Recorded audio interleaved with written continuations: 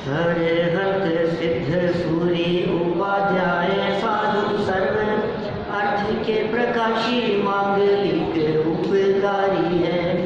तिनको स्वरूप जान रागते वही जो भक्ति काय को नमाई स्तुति को उचारी है। धन्य धन्य तिन हिते काज सब आज भय कर जोड़े बारे बारे वंदना हमारी है। मंगल कल्याण सुख ऐसो हम चाहत है। हो मेरी ऐसी दशा जैसी तुमदारी है। हो मेरी ऐसी दशा जैसी तुमदारी है। हो मेरी ऐसी दशा जैसी तुमदारी है। क्षत्र चूड़ामणि नामक यह ग्रंथ और इस ग्रंथ में कथा नीति के साथ में आगे बढ़ती चली जा रही थी। काष्ठांगार नामक सेनापति ने एक षड्यंत्र रचना चाहा और उस षड्यंत्र की बात उसने अपने अन्य मंत्रियों से कही देव का नाम लेकर। तो एक धर्मदत्त नाम का मंत्री था। मंत्री का नाम धर्मदत्त। उस धर्मदत्त नामक मंत्री ने उसका विरोध तो क्या कहें लेकिन असहमति व्यक्त कर दी कि भाई ये करना ठीक नहीं है। राजा हमारे पालक होते हैं और राजाओं के विरोध में चलना ठीक नहीं है।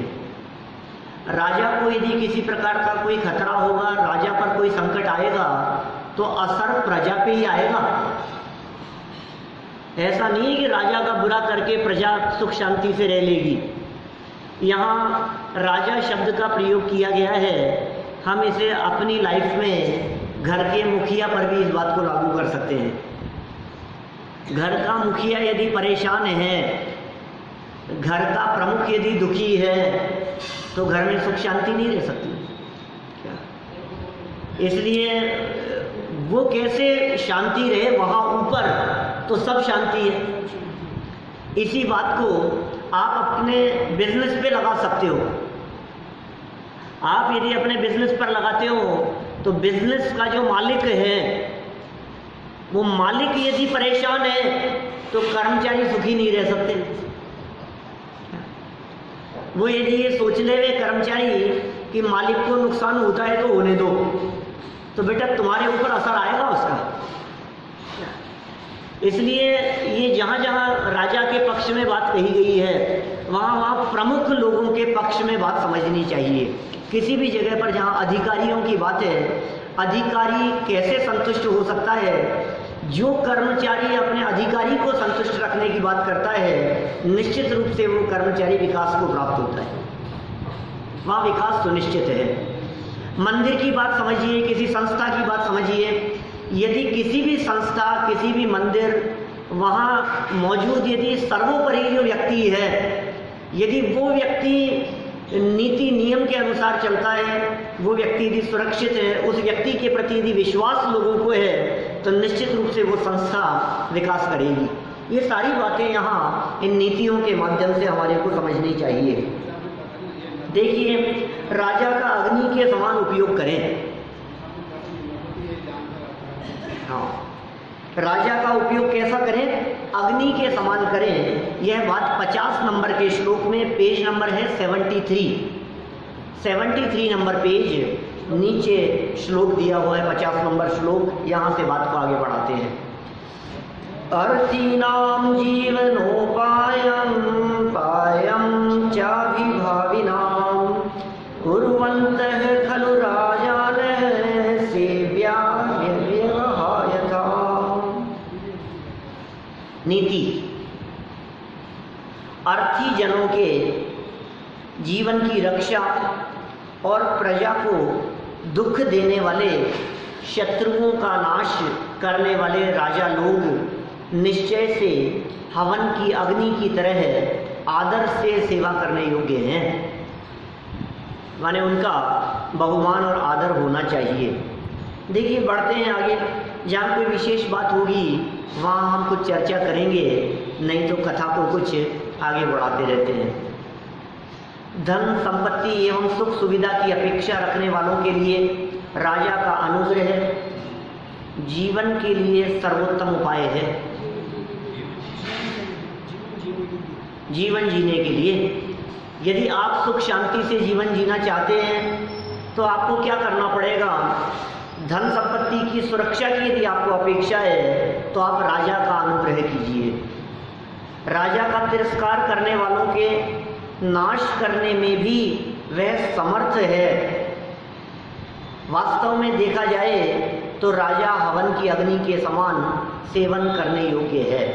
ये क्या कहना चाहते हैं हवन की अग्नि के समान कह करके? नीचे देखें कुछ विशेषार्थ में। दुष्ट काष्ठांगार को नीतिवान धर्मदत्त बारंबार समझा रहे हैं। काष्ठांगार की नीतियाँ ठीक नहीं हैं, उसको धर्मदत्त मंत्री समझा रहे हैं। जैसे जो लोग अग्नि के अधिक निकट जाते हैं वे जल जाते हैं, और जो अग्नि से अति दूर रहते हैं वे उसका उपयोग नहीं कर पाते हैं, अर्थात अग्नि से मिलने वाली रसोई बनाना आदि लाभों से वंचित रहते हैं। देखो किस तरह से उपयोग करने की बात कह रहे हैं, मार्मिक बात है। इस तरह के उदाहरण हम पर पदार्थों के संदर्भ में उपयोग करते हैं। संयोग है, धन है, बाहरी वैभव है, उनसे पर्याप्त दूरी भी होनी चाहिए और अति दूरी भी नहीं। यदि आप गृहस्थ अवस्था में हैं तो आप बिजनेस करें तो कैसे करें? ये करते हुए भी ना करें, न करते हुए भी करें, ऐसी स्थिति होनी चाहिए। जो उदाहरण यहाँ अग्नि के संदर्भ में दिया गया है, क्योंकि यह उदाहरण तो 1000 साल पहले का उदाहरण है, उस समय अग्नि के अलावा और क्या उदाहरण दिया जा सकता था। लेकिन आज के ज़माने में तो अग्नि के अतिरिक्त गैस का उदाहरण दिया जा सकता है। गैस सिलेंडर आग है भाई साहब, ये बम है समझ लीजिए आप। आपके घर में विस्फोट हो जाएगा तो पूरा घर खत्म हो जाएगा। कैसे उपयोग करें? मुझे ध्यान है, मैंने सुना है ऐसी चर्चाएं घर में बुजुर्ग लोगों से। आज के 25-30 साल पहले करीब मान लो आप, जब ये गैस सिलेंडर आ रहे थे, जब रसोई गैस का प्रचार हो रहा था, उस ज़माने में बहुत से लोग इस तरह की बातें करते थे, हमें तो नहीं लगाना अपने घर में। इसलिए नहीं लगाना क्योंकि ये इतना खतरनाक है कि थोड़ी सी असावधानी में यदि ये फट गया तो पूरी की पूरी बिल्डिंग उड़ जाएगी आपकी। क्या करें बोलो? दूर रहो इससे, ये घर में नहीं आना चाहिए। मैंने ऐसी भी चर्चाएं सुनी थी जब घरों में लाइट लगाई जा रही थी, बिजली आ रही थी, तब भी लोगों का ये कहना था ये इतनी खतरनाक है कि थोड़ी सी असावधानी में इसको यदि हाथ लग गया, छू लिया तो आदमी परलोक चला जाता है। बोलो क्या करें? तो इसका उपयोग ही नहीं करें, न लाइट का उपयोग करो न गैस सिलेंडर का उपयोग करो। आज आप बिना गैस सिलेंडर और बिना लाइट के अपनी लाइफ की कल्पना नहीं कर सकते। बोलो, एक दिन इन्वर्टर नहीं चला तो अपने को कैसा लगा है? आप बिना लाइट के यदि अपने को जीवन जीना हो तो कैसा लगेगा बताओ? लाइट नहीं है, पंखे नहीं है, एसी कूलर नहीं है, ट्यूबलाइट बल्ब नहीं जलेंगे, आपके मोबाइल चार्ज नहीं होंगे, आपके क्या कहेंगे फ्रीज नहीं चलेगा, दुनिया भर की जितनी चीज़ें आपकी चलती है, मोबाइल चार्ज नहीं होंगे, चार्जर नहीं होंगे, कैसी लाइफ हो जाएगी बताओ बिना बिजली के, बिना इलेक्ट्रिसिटी के? क्या करें बोलो? अरे ये तो बहुत उपयोगी है, उपयोगी जान के चेंटना मत, मरेगा। क्या इसको ज़्यादा उपयोगी जान करके इसके यदि चेंटने का प्रयास किया तो मरे बिना नहीं रहेगा कि अच्छा मर सकता हूँ, मैं तो दूर रहता हूँ, तो दूर रहेगा तो भी उपयोग नहीं कर पाएगा। तो कैसे उपयोग करना कि इसके चेंटना भी नहीं और इससे दूर भी नहीं भागना? ये बैलेंस होना चाहिए ना लाइफ में, उस बैलेंस की बात कर रहे हैं। वो बैलेंस यहाँ बतलाया है इन्होंने इस अग्नि के समान। हवन की अग्नि के समान सेवन करने योग्य है। देखो आप, यदि आप उसके नज़दीक जाएंगे तो जल जाएंगे और दूर रहेंगे तो रसोई आदि में भी उसका उपयोग नहीं कर पाएंगे। उसी प्रकार जो राजा के अत्यधिक निकट जाते हैं अथवा उनका तिरस्कार करते हैं, उनका नाश सुनिश्चित है। यदि हम राजा का विशिष्ट सानिध्य प्राप्त नहीं करेंगे तो राजा से सत्ता, संपत्ति, सत्कार आदि प्राप्त नहीं कर पाएंगे। अतः आपके लिए भी राजा हवन की अग्नि के समान सेवन योग्य है। अतएव आप राजद्रोह न करें, यह हमारी सुखदायक सलाह है। ये सलाह इन्होंने यहाँ बहुत सुंदर प्रदर्शित की। किसने सलाह दी है? धर्मदत्त ने। हाँ, कृतज्ञ काष्ठांगार पर हितोपदेश का विपरीत प्रभाव। देखो ये बड़ी दशा विपरीत है। जिनकी होनहार खोटी होती है, जो दुष्ट चित्त वाले होते हैं, उनको अच्छी सलाह भी बुरी लगती है, अच्छी बातें भी उनको सुहाती नहीं है। माने उनको हितकारी उपदेश भी, कहते हैं ना, सांप को दूध पिलाने से भी जहर ही उगलता है। हम इनका कितना भी भला करने का प्रयास करें, लेकिन जिनकी वृत्ति खोटी है, वो खोटी वृत्ति वाले लोग उसको सही रूप में नहीं लेंगे। कहीं कहीं सही बात भी गलत लगती है। ऐसा ही स्वरूप है। कृतघ्नि काष्ठांगार, हितोपदेश दिया धर्मदत्त ने। धर्मदत्त नामक मंत्री ने सेनापति काष्ठांगार को क्या दिया? हितकारी उपदेश दिया। लेकिन प्रभाव कैसा पड़ा सो सुनो। इति धर्मं वचोप्यासीन मर्म भित्तिव्र कर्मणः पित्तज्वरवत क्षीरम तिक्तमेव हि भासते। ओ, पित्तज्वर वाले को जैसे ये जो क्षीर भी जो है ये तिक्त रस के समान ही भाषित होता है। नीतिकारों की बात कह दी। अर्थ देखिए, दुष्ट कर्म वाले काष्ठांगार को इस प्रकार धर्मयुक्त वचन भी मर्मछेदी हृदय विदारक लगे।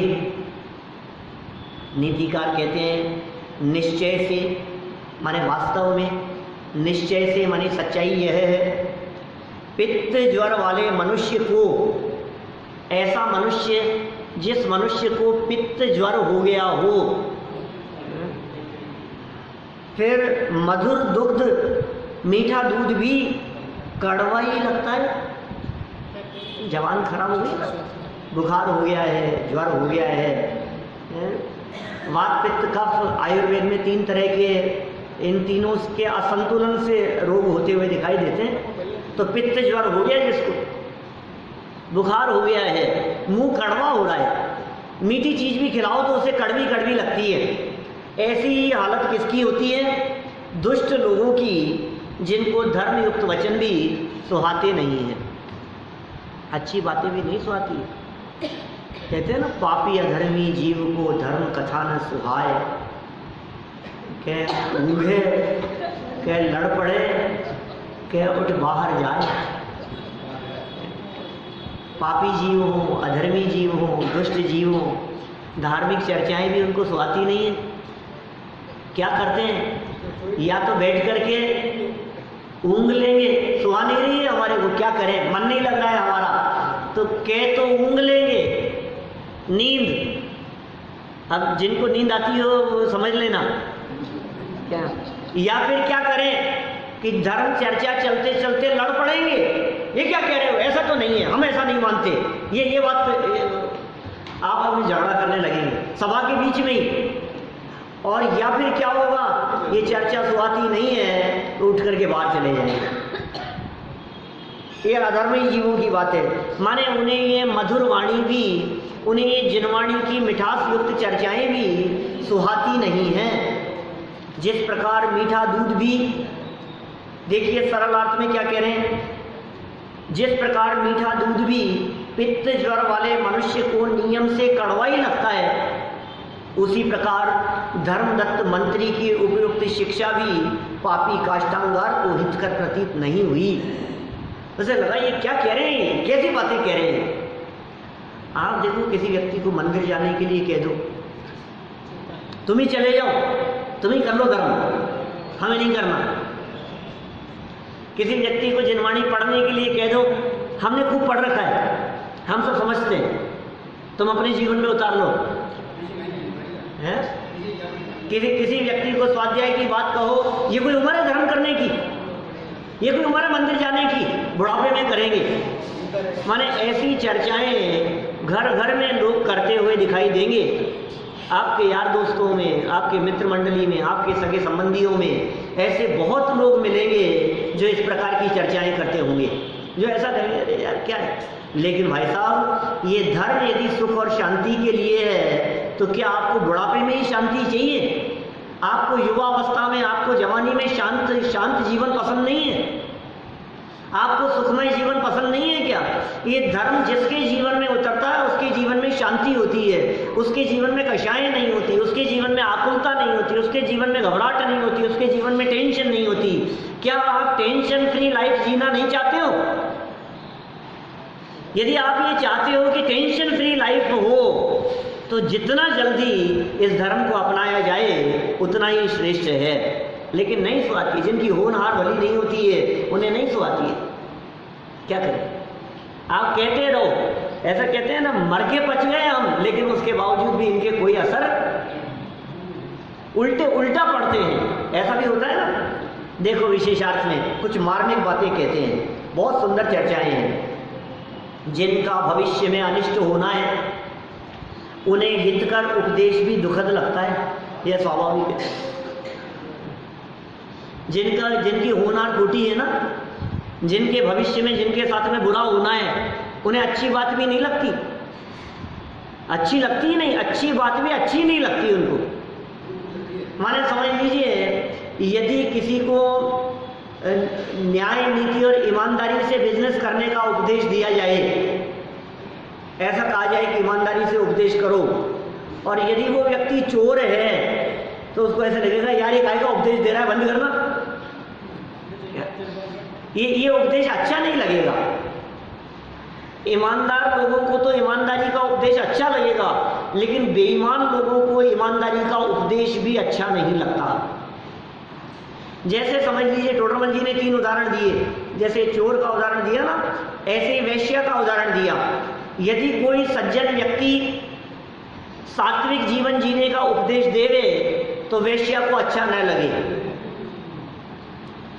यदि कोई व्यक्ति शराब ना पीने का उपदेश देवे तो जो कलाल है शराब बनाने वाले, उन्हें बुरा लगे, ये शराब नहीं पीने का उपदेश दे रहे हैं। भाई हमारा उपदेश तो अच्छा ही है, लेकिन क्या करें, दुनिया में सब तरह के लोग हैं, हर बात हर व्यक्ति को अच्छी नहीं लग सकती है।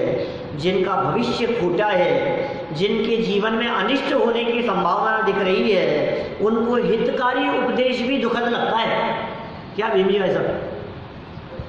माने अच्छा उपदेश भी दो ना तो अच्छा नहीं लगता है। मंदिर आने का उपदेश भी दो, सुनने का उपदेश भी दो। अभी तो भादवा चालू हो गया है कल से, क्या हाँ, आना भी चाहिए, लेकिन पसंद आए तो अकेले भादवे के लिए ही नहीं तो जीवन के लिए है बात। ये स्वाभाविक बात कही है। भविष्य में काष्टांगार की हत्या होने वाली है, अतः उसके लिए हित की बात भी अनुकूल कैसे लग सकती है। अतः धर्मदत्त का हितोपदेश भी काष्टांगार को हृदय विदारक लगा। आध्यात्मिक दृष्टि से देखा जाए, मार्मिक बात कह रहे हैं सौरभ, क्या कह रहे हैं? मार्मिक बात पुस्तक नहीं है हमारे पास, ये रखिए, आगे आ जाओ आगे।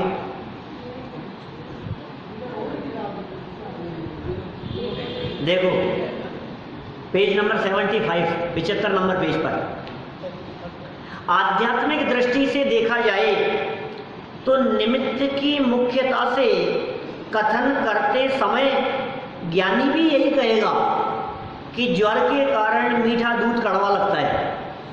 देखो ज्ञानी भी यही कहेगा, भाई क्या करें भाई, ज्वर के कारण कड़वा लग रहा है, बुखार के कारण कड़वा लग रहा है। ऐसा कहने और जानने में कुछ दोष नहीं है, क्योंकि निमित्त की मुख्यता से वस्तु स्वरूप भी ऐसा ही है।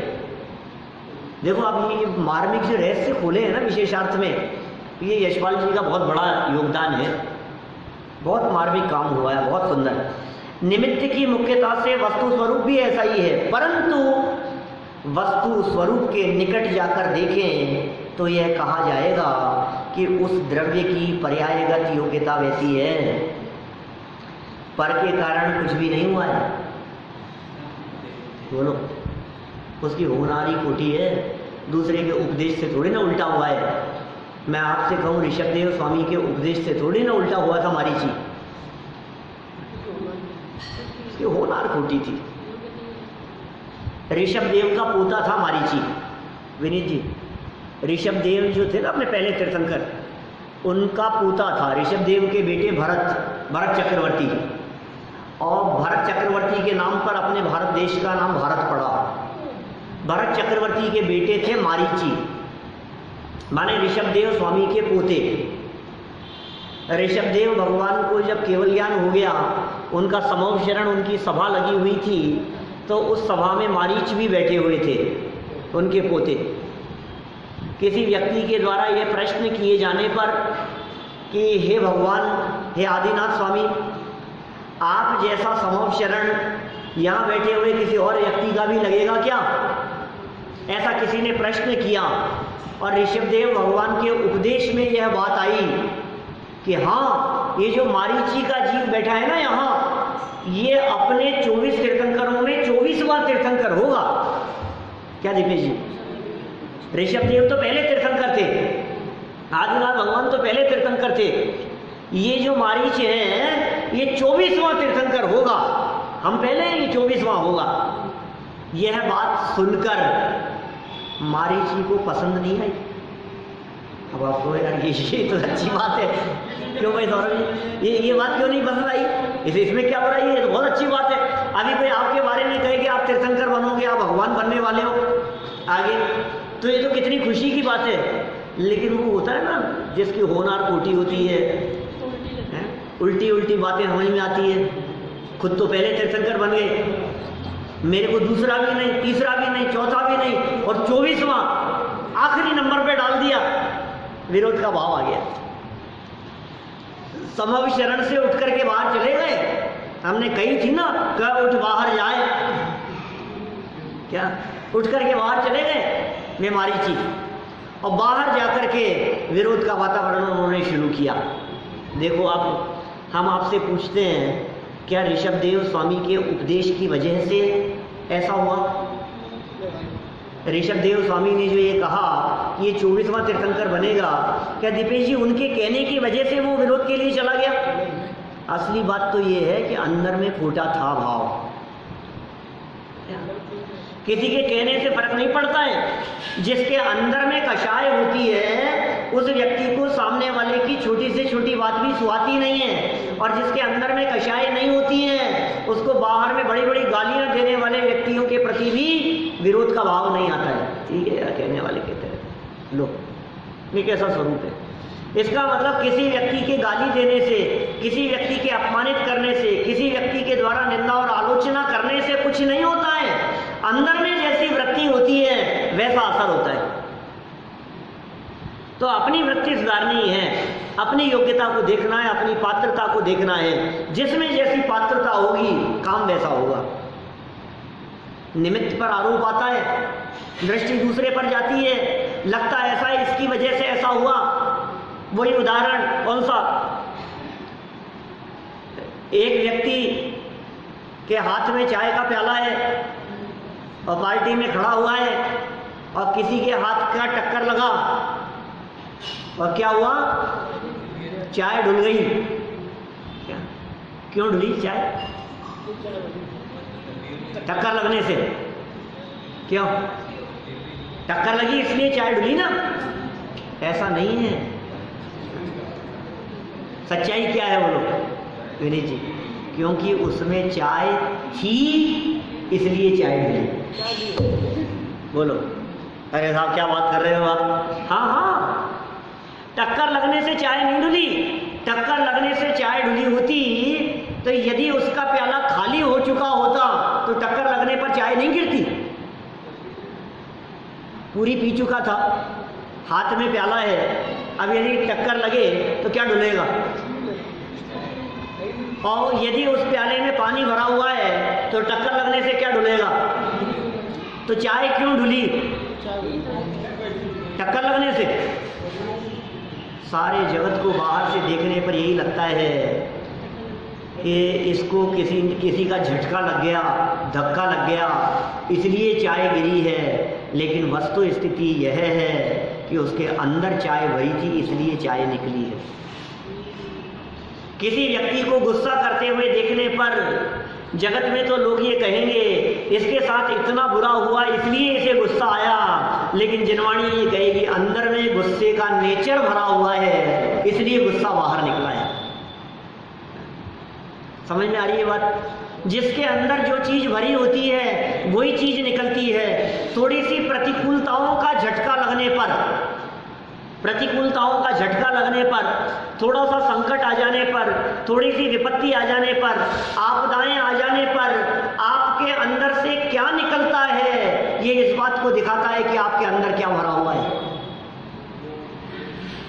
प्रतिकूल परिस्थितियों में यदि क्षमा, शांति, धैर्य यदि ये आपके जीवन में दिखाई देता है तो इसका मतलब ये है कि आप एक उत्कृष्ट व्यक्ति हैं। और उन प्रतिकूल परिस्थितियों में आकुलता निकलती है, घबराहट निकलती है, गुस्सा निकलता है, मायाचारी, छल कपट, बेईमानी के परिणाम आपके मन में आते हैं, तो इसका मतलब समझ लीजिए अंदर क्या भरा हुआ है। जिसके अंदर जो भरा होता है वही निकलता है। आरोप आता है किसके ऊपर? निमित्त के ऊपर। आरोप आता है दूसरे के ऊपर। ये बात यहाँ कह रहे हैं। निमित्त की मुख्यता से ऐसी बात कही जाएगी, परंतु वस्तु स्वरूप के निकट जाकर देखें तो ये कहा जाएगा कि द्रव्य की ही पर्यायगत योग्यता वैसी है। द्रव्य मतलब वस्तु माने व्यक्ति, उसकी योग्यता ऐसी है। पर के कारण कुछ भी नहीं हुआ है, दूसरे के कारण कुछ भी नहीं हुआ। आपका बुरा क्यों हुआ, आपको नुकसान क्यों हुआ, इनकी वजह से मुझे नुकसान हो गया। सुन, दूसरे की वजह से नुकसान नहीं होता। क्या तेरे नुकसान का कारण दूसरा व्यक्ति नहीं है, दूसरे पर आरोप देने की जरूरत नहीं है। तेरे पाप कर्म का उदय है जो तेरा ही किया हुआ है। दूसरे पर आरोप देकर के क्या होगा? दूसरे पर दोषारोपण करने की दृष्टि अच्छी नहीं होती, दूसरे को दोष देने वाली वृत्ति अच्छी नहीं होती। ज्ञानी और समझदार व्यक्ति अपने साथ हुई अहित घटनाओं का आरोप दूसरों पर नहीं दिया करते, अपितु स्वयं में सुधार करने का प्रयास किया करते। अपने आप में सुधार होना चाहिए।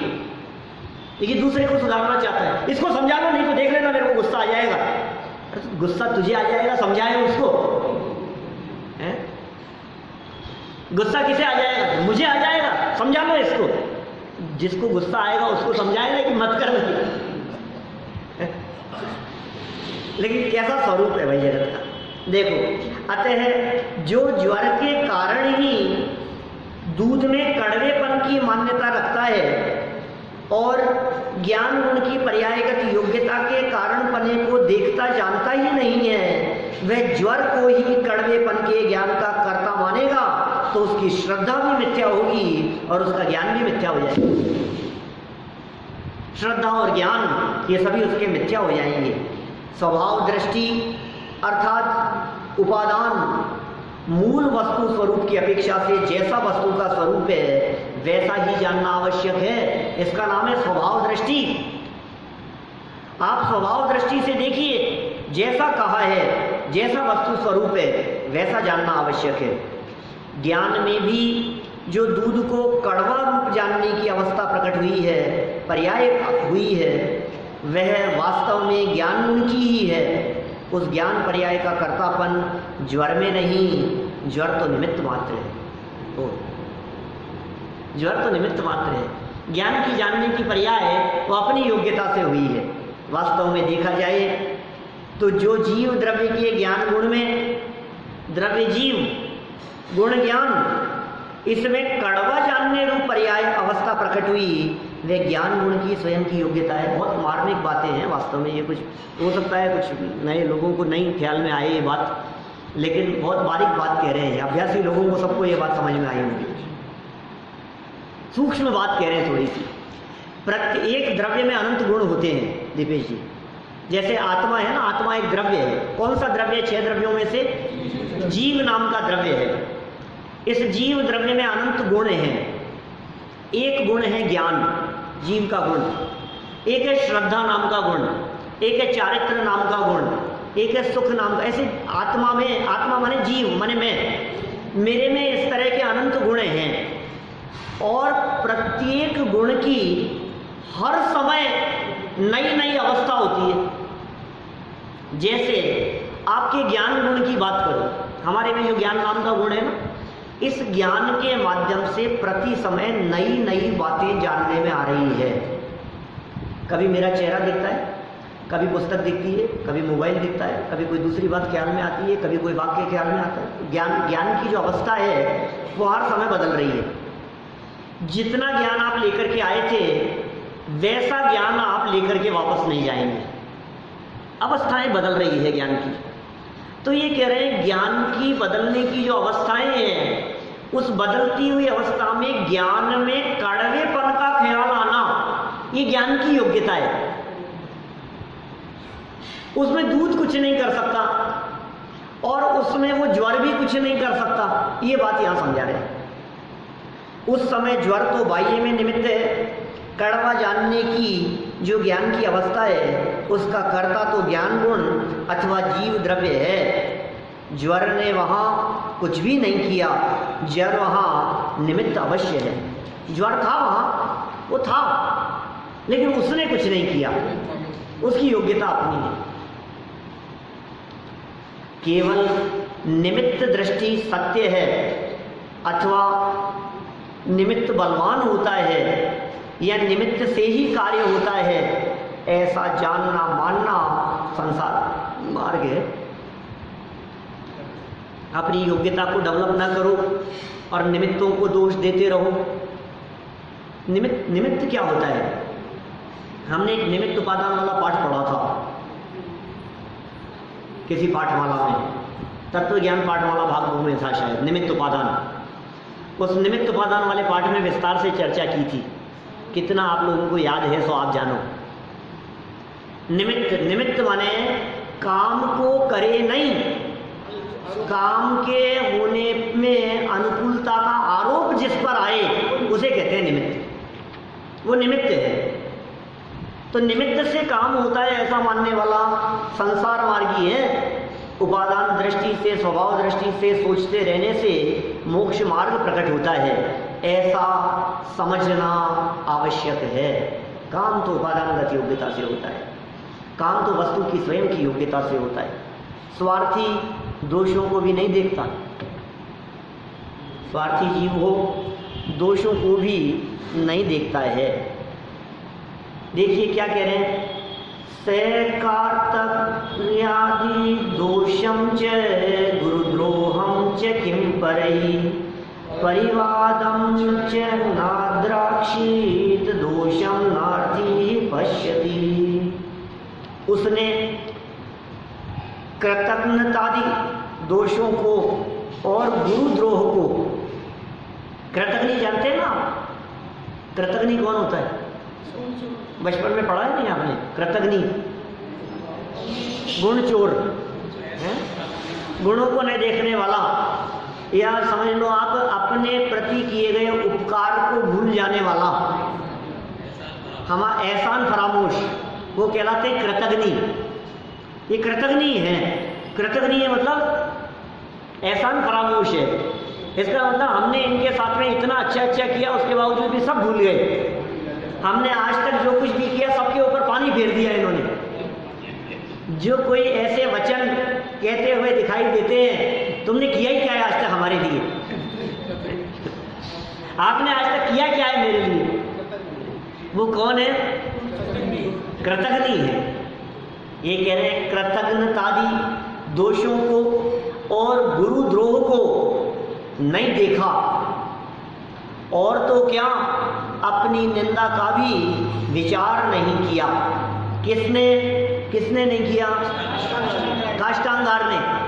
जो मंत्री था काष्टांगार, उसने न तो अपने दोषों को देखा, न कृतज्ञता को देखा, न गुरुद्रोह को देखा, और न अपनी निंदा आलोचना हो रही है उसे भी नहीं देखा।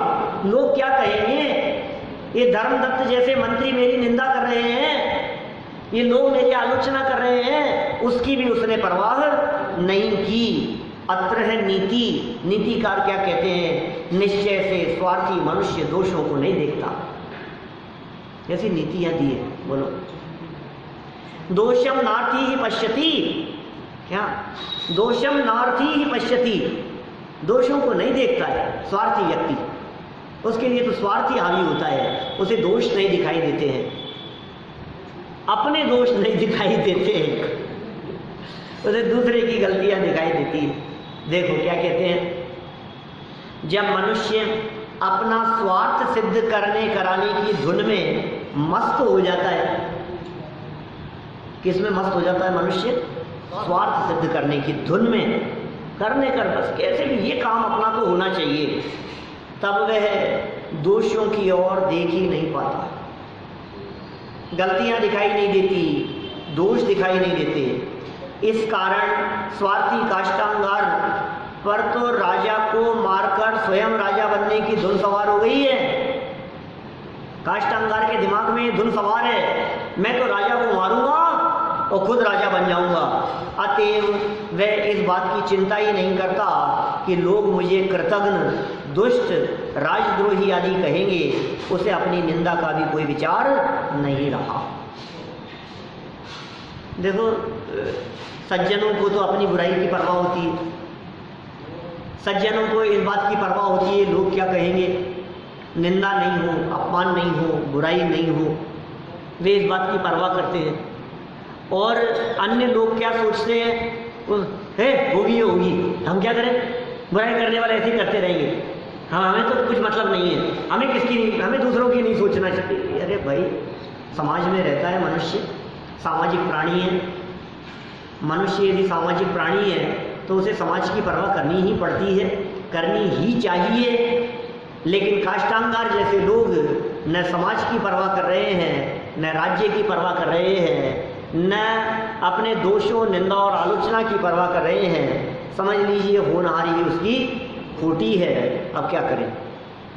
काष्ठांगार के साले द्वारा राजद्रोह की अनुमोदना लो, जैसा जीजा वैसा साला। क्या? काष्ठांगार का साला, क्योंकि वो ये चाहता था कि मेरे जिया जी राजा बन जाए। क्या? उसने कहा नहीं, तो आप सही कह रहे हो। क्या? एक राजा के साथ में विद्रोह करना चाहिए, उसको तो मलाई मिलेगी ना। देखो क्या कह रहे हैं, 53 नंबर के श्लोक की तरफ बढ़ते हैं अपन आगे। बथनो नाम सस, ये बीच में क्या है, तद्वाचम वं मन्यत तद्विपाणं कृतं दात्रं परिपंथी विधायिनः। मथन नाम के उसके साले का नाम था मथन, हैं? तो मथुरा है उसको, साले का नाम क्या, किसका साला था? मथन, काष्ठांगार का। ठीक है, उसके साले ने काष्ठांगार के वचनों की अनुमोदना की। काष्ठांगार के वचन क्या थे? राजा को मार देना चाहिए, राजा के साथ में विद्रोह करना चाहिए, मेरे को राज्य का जो देवता है वो देवता आकर के मेरे को बार बार में कह रहा है कि तुम विद्रोह करो। ये काष्ठांगार मंत्री ने औरों को ये बात कही तो साले ने क्या किया? अनुमोदना की, समर्थन किया। निश्चय से मथन के वचन शत्रुता करने वाले काष्ठांगार के हाथ में आए हुए दांती की तरह हुए, हाथ में आए हुए दांती की तरह। शत्रुता करने वाले कोई व्यक्ति है और उसके हाथ में कोई दांती, माने कोई इस तरह का कोई हथियार आ गया तो उसकी तरह यह काम हुआ। देखो, मथन नामक काष्ठांगार के साले ने काष्ठांगार के राजद्रोह के विचारों को अति सम्मान देते हुए उसकी अनुमोदना की। जिया जी बहुत अच्छा कह रहे हो, बड़े सही कह रहे हैं। ऐसा राजा विजया रानी के चक्कर में उलझा रहता है राजा सत्येंद्र, सारा राज्य खराब हो रहा है, इसका विद्रोह करना चाहिए। एक तरफ वो देवता कह रहे हैं और हमारे जय जी सही कह रहे हैं, विद्रोह तो होना ही चाहिए। ऐसे ऐसे चलती है कोई राजपाट, इस तरह से चलता है, होना चाहिए विद्रोह। उसने अनुमोदना की। वास्तव में देखा जाए तो मथन की अनुमोदना खोटे कार्य करने वाले काष्टांगार के हाथ में हथियार देने के समान हुई। माने किसी व्यक्ति को बहुत तेज गुस्सा आ रहा हो और गुस्से के काल में उसको लकड़ी लाके पकड़ा दो, अब क्या होगा? पहले ही उसको बहुत तेज गुस्सा आ रहा था और उसके हाथ में लाकर के हमने डंडा और पकड़ा दिया, अब क्या होगा? तो ऐसे ही पहले ही वो व्यक्ति दुष्ट था, दुष्ट चित्त वाला था, विद्रोह करने की सोच रहा था और उसको समर्थन करने वाले उसके साथी और मिल गए। माने देखो एक बात और, यहाँ से नीतिकारों की बात निकालें तो हम ये भी कह सकते हैं कि दुष्ट से दुष्ट काम करने वाले लोगों को भी उनके समर्थक लोग मिल जाया करते हैं। ये दुनिया है, यहाँ सबके समर्थक लोग मिलेंगे क्या? सज्जनों के समर्थक लोग भी दुनिया में होंगे तो दुर्जनों के समर्थक लोग भी दुनिया में होंगे। इसलिए भीड़ जो निर्णय कराए सो सच्चा, ये मान्यता ठीक नहीं है। अज्ञानियों के साथ में भी लोग मिले हुए दिखाई देते हैं। ऐसे ऐसे समर्थक लोग हैं, बापू के साथ में लगे हैं। कितने लोग, माने ऐसे ऐसे लोग हत्यारे, हिस्ट्री शीटर समझ लो आप, जिनके ऊपर मर्डर केस चल रहे हैं, वो पैरोल पर छूटे जेल से तो हजारों लोग उनके जय जयकार करने वाले, आगे पीछे गाड़ियां लेकर के उनके सामने घूमने वाले, ऐसे लोग भी होते हैं। देखो क्या कह रहे हैं यहाँ, इस कारण उसका उत्साह और भी बढ़ गया, और बढ़ गया उसका उत्साह काष्टांगार का। विशेषार्थ देखो, जैसे बंदर स्वभाव से ही चंचल होता है, बंदर खुद ही चंचल है, उस पर भी उसे किसी ने शराब पिला दी क्या, तथा उसकी पूंछ में जलती हुई मशाल बांध दी और टीन के छप्पर पर छोड़ दिया क्या? बहुत सुंदर छंद था, बहुत पहले, कोई 20-22 साल पहले याद किया था, 1995 के आसपास की बात है, भूल गया मैं, लेकिन वो यही अर्थ था उसका। ताही पिलावे वारुणी कहो कौन उपचार, ऐसा ऐसा ये पीछे वाली लाइन है उसकी, ये बंदर के संदर्भ में क्या। ये मेरे को प्राचार्य थे ना गुलाबचंद जी क्या, उनके पास जाता था तो उन्होंने सुनाया था मेरे को। मैंने शायद पहले कभी यहाँ सुनाया भी होगा, किसी को ध्यान हो तो क्या कह रहे हैं, पहले ही चंचल उद्दंड बंदर। अब बंदर उद्दंड है, उसको शराब पिला दोगे तो क्या होगा? उसकी उद्दंडता और ज्यादा बढ़ेगी। और इतना ही नहीं, उसकी पूंछ में आग लगा दो, मशाल बांध दो तो क्या होगा? और फिर उसको किसी टीन के ऊपर छोड़ दो तो धम धम धम तो सबको जला करके तबाह कर देगा वो, ये हाल होगा। तो टीन के छप्पर पर छोड़ दिया तो फिर उसकी चंचलता का क्या कहना। वैसे ही उसी प्रकार काष्टांगार को राजा सत्येंद्र की हत्या करने का तीव्र पाप भाव तो था ही। काष्टांगार के मन में तो वो तीव्र पाप भाव चल ही रहा था, पर इस नीच मथन ने उस पाप भाव का समर्थन भरी सभा में कर दिया। भरी सभा में उसके पाप भाव का समर्थन कर दिया। इस कारण काष्टांगार का राजद्रोह का विचार अति दृढ़ हो गया। अब तो क्या होना है, क्या अब तो समझ लीजिए आप, होनहार और अधिक खोटी चल रही है। राजा को मारने हेतु काष्टांगार का सेना को आदेश, सेनापति तो था ही, क्या आदेश दे दिया उसने। अब क्या आदेश दिया और आगे घटना किस प्रकार मोड़ लेगी, ये सारी चर्चाएं अपन कल आगे बढ़ाएंगे। अभी की बात को यही